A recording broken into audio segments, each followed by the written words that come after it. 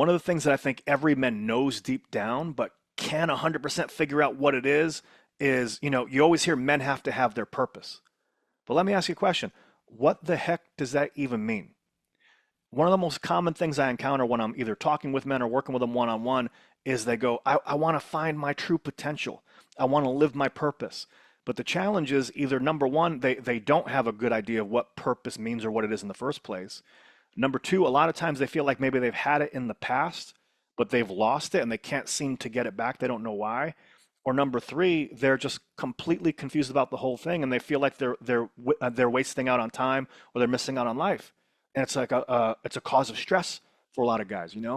And I used to be that way too. But if you're here, what I want to cover in this video is basically number one, what purpose means and how to create that for yourself so that way you can live it every single day. And then number two, explain to you why a lot of guys either can't seem to reach it or why they lose it and why they're having a hard time with it. And number three, if that's the case, what are you going to do instead? And how can you make it where that's something that you can live and experience every single day? So if it's your first time joining me, my name is Jared. I am the owner and founder and the lead trainer for Self Mastery for Men.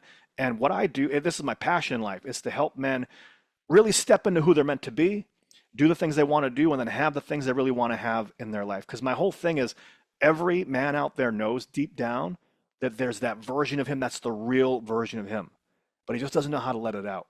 Where, to other people on the outside, he might be a 10 out of 10 or a 9 out of 10 in terms of like his quality of life.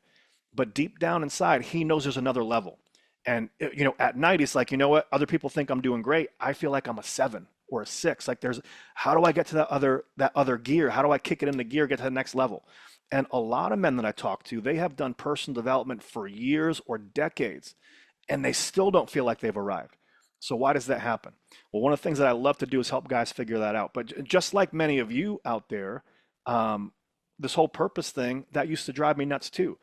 Only, I had a deep sense of purpose when I was a kid, and I had a true north. And I think since I was 5 years old, I always wanted to do this. So I always felt I knew what my purpose was. But it wasn't to be a doctor or a lawyer or to, end world hunger or create world peace or anything like that. No, I was much more, altruistic in what my purpose was. I wanted to be a professional wrestler.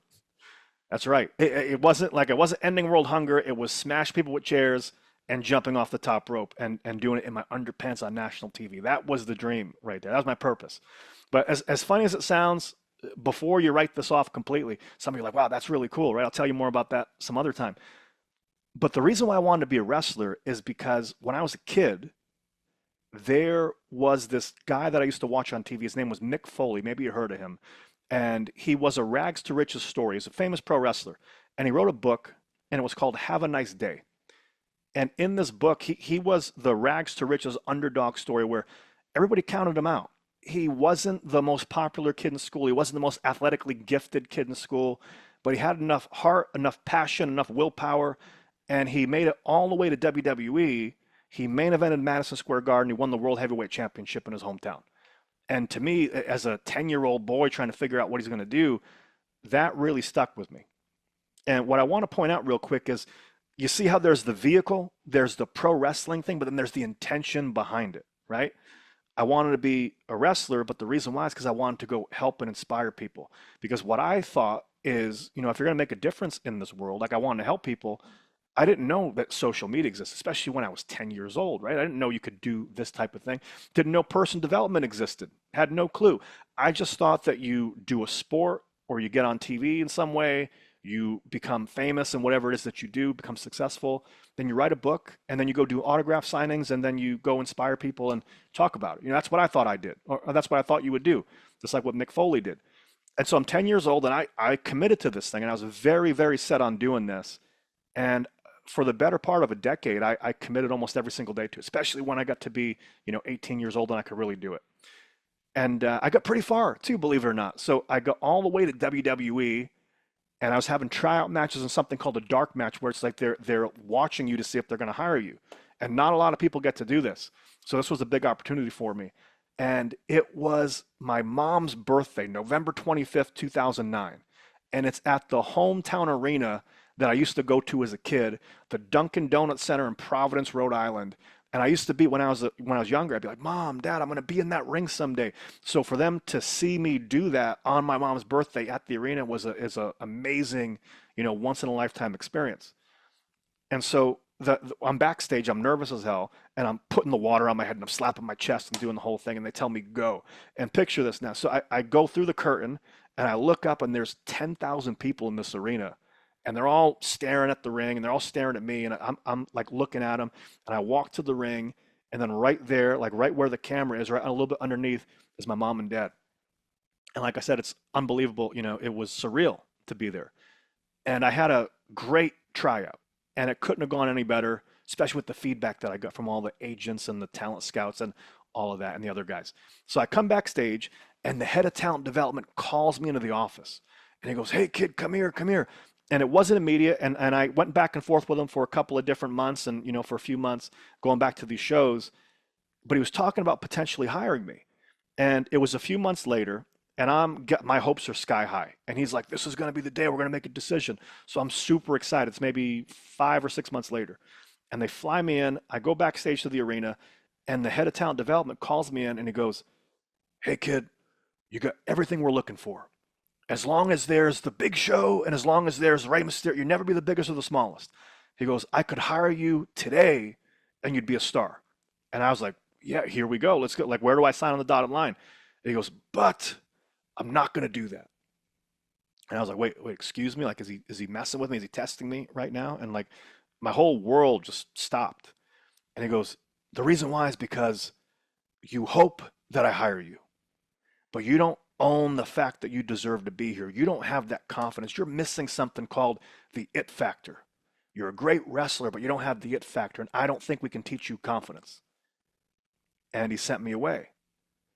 And it crushed me because it's all I wanted to do since I was 5 years old. Now, as guys, we don't want to register that, we're heartbroken, obviously. So I kept a, really strong face, shook the guy's hand, like, "I'm going to prove you wrong someday. And I walked out. But truth be told, I couldn't get out of bed for a couple of days because it's all you wanted to do since you were a kid. And all of a sudden, it's like the whole thing that I was looking to do my entire life, my purpose was gone. But not only that, by the way, was wrestling a hobby or was wrestling my identity? No, people say I am a pro wrestler, you see? So what happens is I lost my purpose and then I lost my identity at the same time. And when you lose those two things, it's a recipe for disaster. Does that make sense? And by the way, it is not just wrestling. I coach a lot of former NFL athletes where they retired or they have an injury or something like that. And same thing, I'm a football player. It's my purpose. That was all I wanted to do. Who am I? But it's not just that. I'm an electrician. I'm a business owner. I'm a father. I'm a husband. Well, what happens if you get divorced though? Or what happens if your kids turn 18 and they leave the house and they go away to college? And you've identified with that so much, right? Like, who are you? Or you're a business owner and you lose the business or it goes under. What happens then? So one of the first things I noticed is right away is you can't tie your purpose into something that's temporary. You might want to write this down. Don't tie your purpose into something that's temporary or it can be taken away. Because in a lot of those scenarios, when your purpose is something that's a title or a label or a status symbol, or it's tied to wealth or something like that, or a relationship or an occupation, and it goes away, many times you don't just lose the title or the job, you lose number one, your whole purpose, mission, focus, and drive in life. That's like your true north. You lose your direction. But then in many cases, it's also very deeply tied into your identity, and then you lose your sense of self too. And I don't know about you, but if you don't have a true north, you don't have a direction that you're going into, and you're questioning who you are, that creates a problem. Does that make sense? So you never want to link your purpose to something that can get taken away. Because that's a recipe for disaster, sets you up for failure. But one of the things that really hurt about this though was he didn't just tell me like, "Hey, get better at wrestling." He didn't just tell me like, "Hey, get in a little bit better shape and then it was none of that. He's like, "No, you're great. You have what we're looking for." It was something much more deeper, which is he was like, "You don't have the it factor." He was like, "You don't have the confidence." And that was something that used to bother me. I was afraid that was true.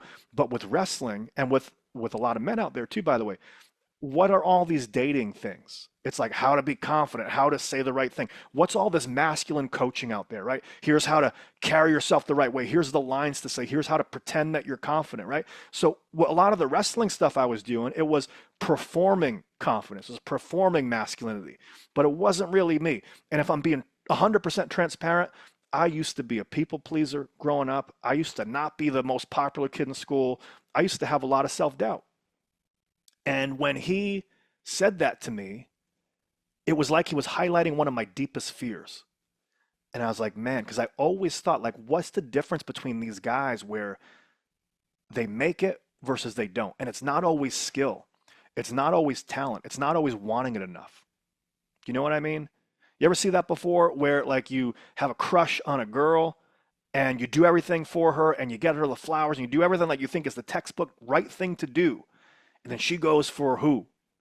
Somebody else that's not you, right? And as men, we mistake it to be like, oh, well, it's because he's a jerk, right? Well, here's the secret. It's not because you're a nice guy, he's a jerk, or vice versa. It's none of that stuff. It's because whoever she's going for shows leadership qualities. He has that it factor. He has that confidence inside himself, but it's not fake it till you make it. He has an internal sense of certainty about who he is. And that's what they were looking for with wrestling.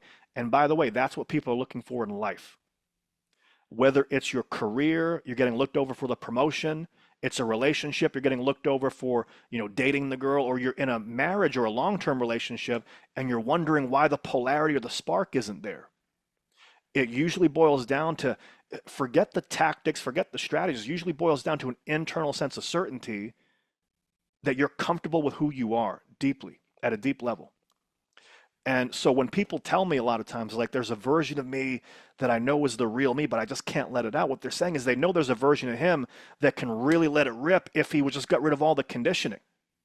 Because what I found in a lot of cases is, and this isn't just men, this is people, who you are today is the sum total of everything that's ever happened to you in the past. So your past experiences, your upbringing, the significant emotional events that happened to you, but then also who you are today, it's also controlled by what you believe about the future, what you project about the future.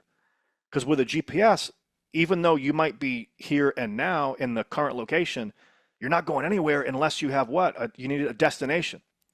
And then it brings you back. So here's where this gets dangerous. If you don't have a purpose or your purpose can get taken away, there is no end destination. There's nothing to pull you forward. But then what a lot of guys are too is not even just that, they're also being controlled and held back by their conditioning from the past. Their upbringing, their people pleasing, the things that happened to them, the limiting beliefs that they have. But this is the challenge. A lot of men, what they do is like what I did, is you go look up personal development. Because I was trying to figure out, how do I turn this around? So I went to every personal development seminar, read every single book you could read on developing yourself, coaching. I got certified in all these different methodologies, everything. And I'm trying to figure out what's going to help me discover that it factor. What's going to help me bring out that confidence that's inside. You know what I found?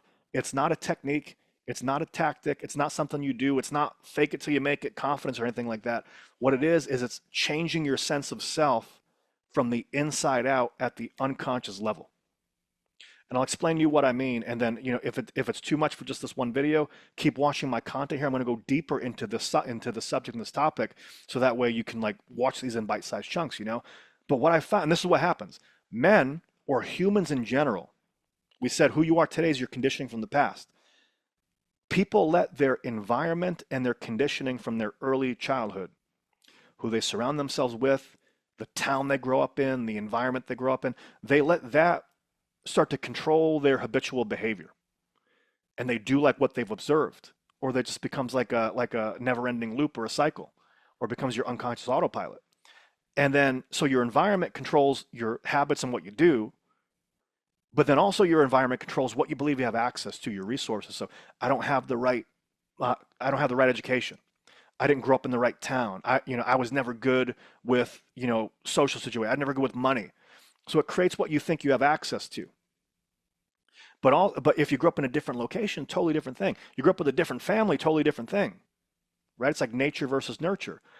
But then your early conditioning and your habits and all the stuff that builds up, the things that you think you have access to, it creates a story that you tell yourself, and that creates your default emotional state where it's like you could either feel great or you can feel kind of like, well, a little bit hesitant. You know what I mean? Or not 100% at your best. And then this creates your mindset. So your mindset and your beliefs, you didn't even choose half of them, maybe even more than half. It's what your parents said. It's what your friends said. It's what you grew up hearing. It's these things you've heard on TV. And then by the way, by the time you get up to your identity, your past conditioning controls, all this stuff, who you believe you are, your identity is just all of this stuff from the past built up that you didn't even really choose. As a matter of fact, your identity is just the strongest held belief about who you are. And when people say that there's a version of me that's the real me, but I just can't access him all the time, what they're really saying is like, I know that the version of me that's showing up every day is based on conditioning. What they're really saying is there's a version of me that doesn't have all this stuff from the past, that is me completely unleashed, that's free to be who I really am. And you are that guy in moments, aren't you? You're in the car, you're at the gym, you're by yourself, you're with your friends, you're at a party, something. You succeed at work, you feel on top of the world. There are moments where you're your ideal self, where your best self. But then the conditioning kicks in. And it used to drive me crazy too, was I would go to all these personal development events and be on top of the world and then leave and then go right back to the conditioned self, to the conditioned identity. And this is why people can't then reach their purpose, because they have an idea, they have a purpose, right? With me, my purpose was wrestling. But because of how I grew up and, my friend group and the things that happened to me and things like that, I didn't believe I was the guy that could reach my purpose. So how do you reach your purpose? Number one is make sure that it is not something that can be taken away from you. It is not a title. It is not an occupation. It's not a job. It's not a relationship, nothing. If it's external and temporary, that should not be your purpose. Your purpose has to be something that is aspirational, that you control, that is internal, that has to do with you becoming the best version of yourself. It's like, I'm here to be a leader, an inspiration, an example, bring out the best of myself and others. I'm here to constantly push my edge and grow and learn new things. I'm here to maximize what's possible for myself. It's a great example of a purpose. I used to work for a YouTube ads company. It was one of my early jobs. And their mission statement wasn't to, to help people with YouTube ads. Their mission statement was, we help people market their business through video. Because the whole theory was the different platforms can change. Platforms can be temporary. Algorithms can change. But unless the electric grid goes down, like, video is probably always going to be there to stay, right? We're not going to go backwards in time with that. So video is something that's always going to be there. So when you have your purpose, you want to make sure it's something that's always going to be there. You can create it, and it's not something that can get taken away. You guys follow? But the number two is, once you have your purpose, you also have to tie that into your identity, meaning not I am a football player. It's like, that's my goal, that's my outcome, that's where I'm going. And I'm the type of person that can make that happen.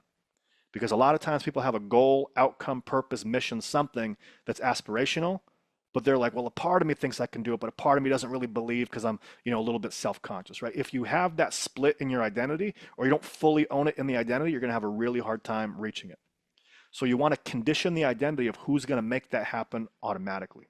Does that make sense? And so this is what I help guys with, is I help men, number one, know what their true north is and find out what their purpose really is in life. But the number two, who do you have to become to live that way automatically? Not through like faking it till you make it, or pure force of will, or banging your head against the wall. But how do we make that who you are automatically? How do you wake up every day and embody that version of you? And you're like, well, how does that happen, right? It's possible because you got to keep in mind, who you are today is just the buildup of all your past conditioning. And all your past conditioning is built up on, hey, the stuff might not have even really been true. You heard something when you were 5, or this thing happened to you when you were 7, or your first girlfriend said this thing, right? Or you thought this, but you didn't have enough information, and you made a decision based on it, but it's not really, you didn't have the whole picture, you know? This is what worked for me, and this is what worked for all my clients that I work with, and I work with over 200 guys at this point. If you can find the root cause of where the conditioning comes from, where that false sense of identity comes from, and you can clear the root cause of it, or you can clear the wound, or you can clear the generator of what's creating all these misconceptions about yourself. It's like a stack of dominoes. All the conditioning goes away, and it's like you wake up from a dream. You ever been in a dream before, and the dream's strange, and then you're like, you wake up, but you're still kind of dreaming. Like, wait a minute, that was real a second ago, but man, I would have never chose that. That's really strange. And then you wake up, and then it's not even a big thing anymore, right? When you realize that your conditioning isn't real, and not just intellectually, but when you clear it from the unconscious nervous system, your entire sense of self changes, and it happens automatically. And you don't have to, like, and by the way, it's not get rich quick. If you want to make money, you have to go get clients or get a job. If you want to get in shape, you have to lift weights and eat right, obviously, right? So I'm not saying it's, get rich quick type of thing. But what this does do, and I can say this with certainty, is it makes sure that you never self-sabotage again, because you no longer have this internal conflict holding you back. Does that make sense? So that's how I help people step into their purpose, become who they want to be, and really do the things they want to do. Is we get their true north dialed in, we align it to who they really have to be, condition that in the now, and then clear all of the roadblocks from the past and internal conflicts blocking you from being that guy automatically. When you do those three things, I'll tell you from my own personal experience. I told you I was massively in debt, massively overweight, lost my business, lost my wife, all that stuff. When I turned my life around, when I figured this out, I got completely out of debt. I lost over 80 pounds. I got in the best shape since college. I transformed my relationship with my partner, my girlfriend. And then not only that, the most important thing is I changed my relationship to myself, because I no longer have this self-sabotage. I no longer have this fake it till you make it, or this I'm not confident enough. I have an internal sense of certainty that no one can get taken away from me. And it's deep down inside, and it's who I really am. And I know that my purpose and my mission can never get taken away. And that creates that internal sense of certainty, and really that backbone that you're looking for. And when I finally learned all this other stuff, all the other personal development stuff that I did, I know many of you have probably been, you've done all the books, you listen to all the podcasts, you've been to all the seminars. It's not that that stuff doesn't work, but what happens is when you get rid of the internal conflicts, all the stuff works better. I was working with a guy, spent over $200,000 in business coaching and mentorship, had the best business system in the world on paper, couldn't implement it because he had internal conflicts. So this doesn't invalidate what he did. When you get rid of the internal conflicts, suddenly the system works. You see what I mean? So that happened to me. Everything started to work a lot easier. And the funny thing is, I went into this whole thing thinking my purpose was to be a wrestler, and turns out it was something completely different. Because remember what I said in the beginning? The vehicle was wrestling, but the real purpose underneath it was to really make a difference and to help people. And that's what I like you to think about now. So think about that thing that you think is your purpose in life, and then realize that maybe that's the vehicle. Maybe that's the way to get there. But if that's the vehicle, what's the intention behind it? If you want to be, a great entrepreneur, that's the vehicle to it. But the underlying intention, what's the highest intention of that? Maybe it's to be financial, maybe it's like to create freedom for myself and my family, or to live my full potential, or make a difference in the world. Because entrepreneurship is building a business that solves problems. So it's like helping a lot of people and solving problems, maybe that's the purpose. But find out what that is for you, where there's that vehicle that maybe can get taken away. But what's the purpose, though, the intention, where even if you change the vehicle, the intention of the purpose still remains. It can never get taken away from you. And then number two, one final thing, if that's your real purpose, who must you become to live that way every single day? So that's it for now. I'm Jared with Self Mastery for Men. Hope you enjoyed the video. Follow me right here. I have a lot more content. If you want to chat about this personally or find out what I do one-on-one, there should be some links or something where you can get in touch with me or get some resources. So that's it for now. I'll see you soon. And until then, take care.